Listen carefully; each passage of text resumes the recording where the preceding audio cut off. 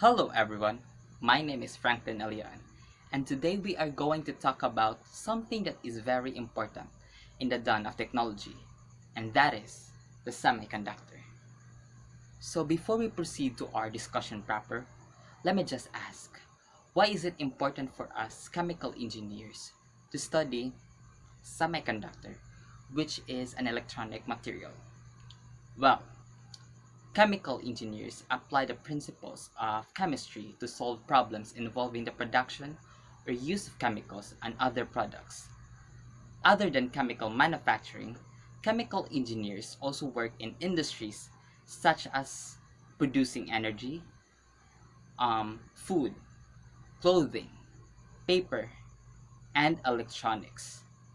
And in the foreseeable future, the key elements for the majority of electronic systems will heavily rely on semiconductors.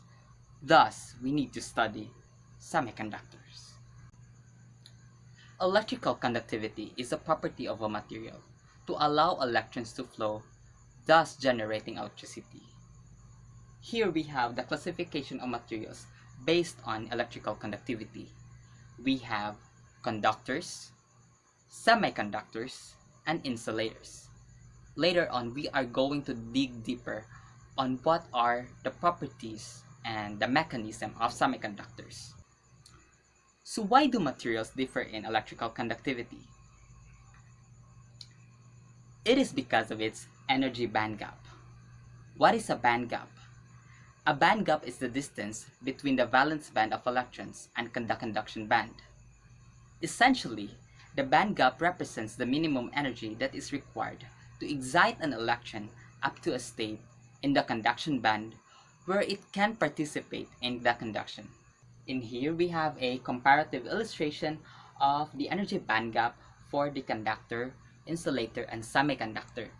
For the conductor, we have an overlapping band between the valence and the conduction, which makes the electrons flow freely and makes it a good conductor. For the insulator, there's a wide band gap between the valence band and the conduction band, which hinders the electrons to flow, making it a bad conductor. For the semiconductor, we have a narrow band gap, which means it requires an energy to excite the electrons to jump into the conduction band to make it a good conductor.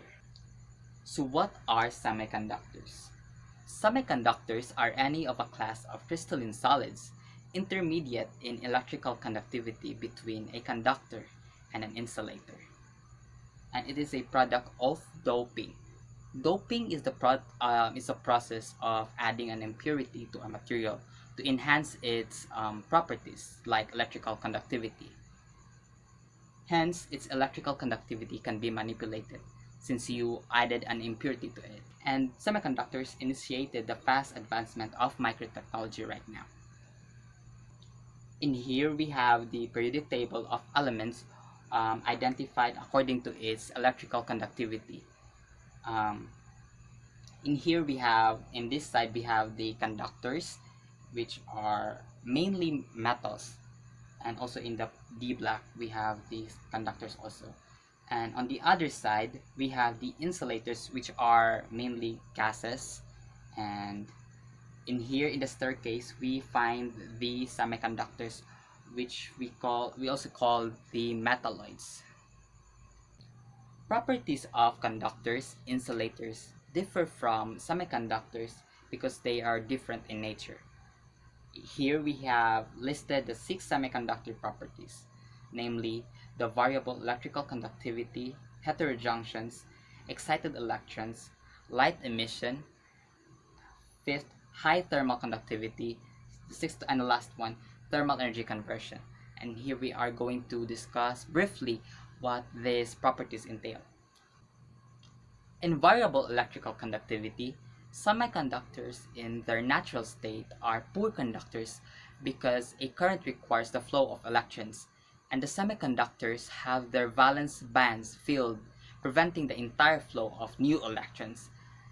Thus, we introduce the modification we are going to make by doping it. And we generate an excess or also a shortage of electrons, which would cause a current to flow. The second one is the heterojunctions. In heterojunctions, we combine what we have made in the variable electrical conductivity, which are the excess and shortage of electrons. In here, we combine them and we generate a flow of electrons because we create a hole and a flow of electrons.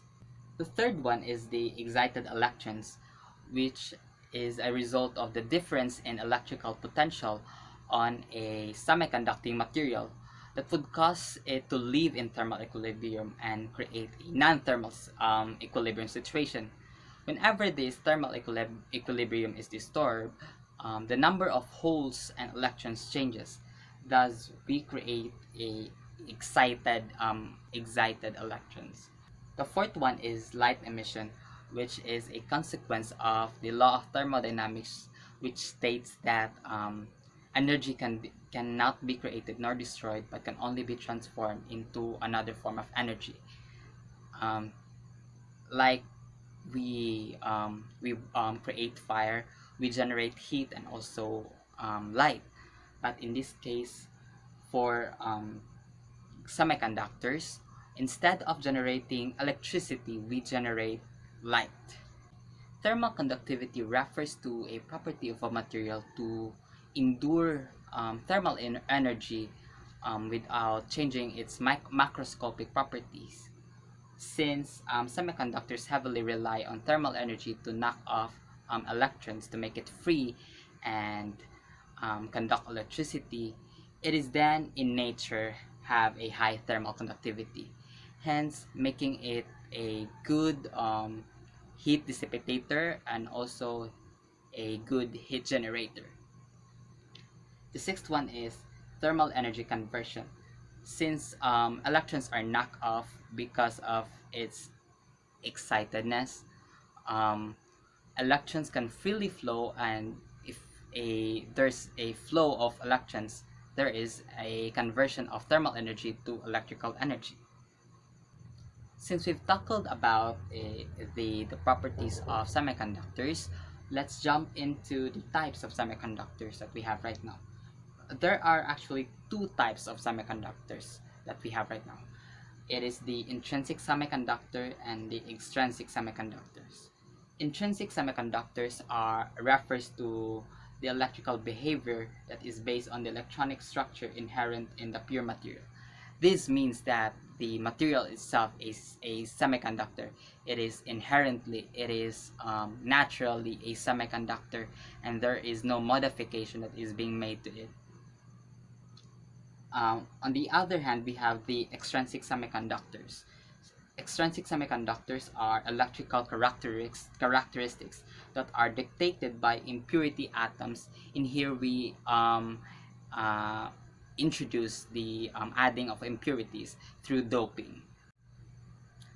In here, we have a comparative illustration of the intrinsic and the extrinsic semiconductor. For the intrinsic one, we have the structure of a silicon that is pure and undoped. On the other hand, we have the extrinsic semiconductor with the presence of arsenic as an impurity. In intrinsic semiconductors, as what I've said before, it is undoped semiconductor, and it is also called as I-type semiconductor. By I, it means intrinsic, and it has one with properties that are not controlled by impurities because there is no doping that is happening in here. But there is an exemption in here. The exemption happens when the number of excited electrons and the number of holes are equal. The number of excited electrons refers to the excess of electrons, and the number of holes refers to the shortage of electrons. This means that the number of electrons, excited electrons, are negatively charged, and the number of holes are positively charged. In here we have variety of examples for the intrinsic semiconductors. For the elemental one, we have from the group number 4 semiconductors, we have the silicon and germanium, which are primarily used in our semiconductors. And for the compound one, we have the group number 4 semiconductors, which is the silicon and germanium. And for the compound, which happens in the exemption one, we have in group number 3 and 5 semiconductors. We have the aluminum phosphide, we have the gallium nitride, we have the indium antimonide, we have the aluminum gallium arsenide. And for the group number 2 and 6 semiconductors, we have the cadmium sulfide, we have the cadmium selenide, we have the zinc telluride, we have the mercury cadmium telluride, so on and so forth, as long as the number of excited electrons equals the number of holes, or the electron deficient one. In here, we are shown the mechanism of the intrinsic semiconductors when the thermal equilibrium is being disturbed. So by disturbed thermal equilibrium, I mean there is an increase of temperature. There is a outside factor that is affecting its current state. So in here, we increase its temperature. By increasing its temperature, we are knocking off basically the electrons from its place, making it mobile. By making it mobile, we create a hole. A hole is a positively charged particle. So when electron leaves from its place, it creates a hole, and that mobile electron actually gets attracted to the positively charged particle, I mean a hole that is being created in outside of its lattice. So in here, we explore deeper also with the extrinsic semiconductors. So extrinsic semiconductors are basically doped semiconductors. We introduce an impurity to it. Thus, the properties can be controlled using an ion implantation or diffusion of impurities known as dopants. These diffused impurities by doping are called dopant. And in here, there is a requirement. We have the donor atoms and the acceptor atoms.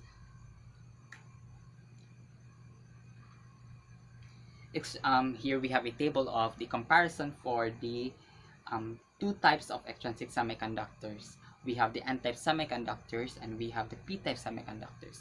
N-type semiconductors are the ones that have excess electrons, and the p-type semiconductors are the ones that have shortage of electrons. By N, it means negative, and P means positive. So in here, N is there is a mobile electron, and in the P here have a hole, meaning there is an absence of electron. So in n-type semiconductor, we have the electron donor element because it has excess of electron, and commonly they are pentavalent impurities, and they are also the electron carriers in this case. In p-type semiconductors, on the other hand, we have electron acceptor element, and they are trivalent impurities, and they carry hole carriers. And here are some examples of it. For the intrinsic semiconductors, we have in group number 4 semiconductors, we have the silicon and the germanium. And for its donor atoms, we have phosphorus, arsenic, antimony, and nitrogen.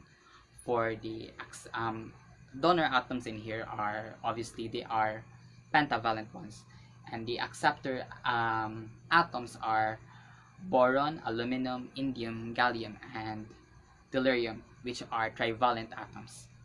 And for the group number 3, 5 semiconductors, we have aluminum phosphide, we have aluminum arsenide, we have gallium arsenide, we have gallium nitride. And for its donor atoms, we have selenium, tellurium, silicon, sulfur, oxygen, germanium. And for its acceptor atoms, we have beryllium, we have zinc, we have cadmium, we have mercury, we have silicon, and we have germanium also. So in here, we get to see the actual mechanism in n-type and p-type semiconductors when its equilibrium is being disturbed. So in n-type, we have a excess of electron. So that excess of electron, we becomes the donor of impurity that contributes to free electrons. So whenever this electron roams around, it knocks off an electron from this side, making this one a hole, and this electron gets attracted to that hole and replacing it, and there's a continuous flow of electrons in here that is happening.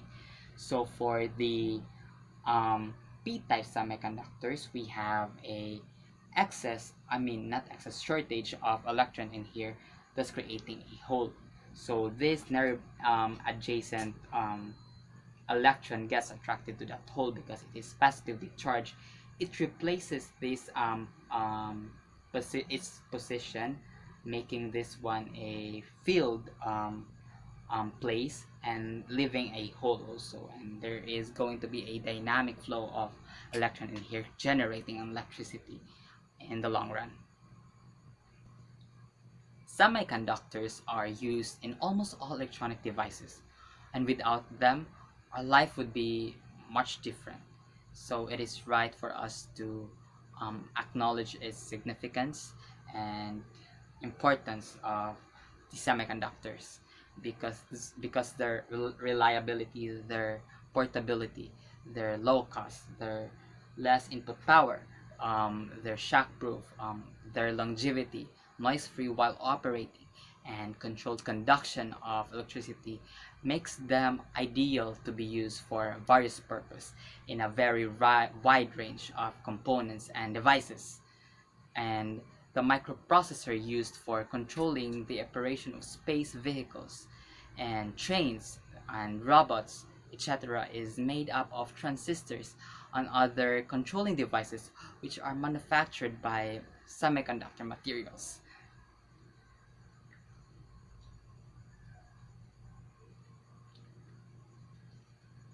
And in here, we actually applied everything. We have the diodes, which is a consequence of the application of our P and N junction. So we have the light emitting diode, or the LED. We have the photodiode, which is used in our CT scan, and we have also the laser diodes, which are used in banks. And also we have the microchip, the calculator, and also the transistors.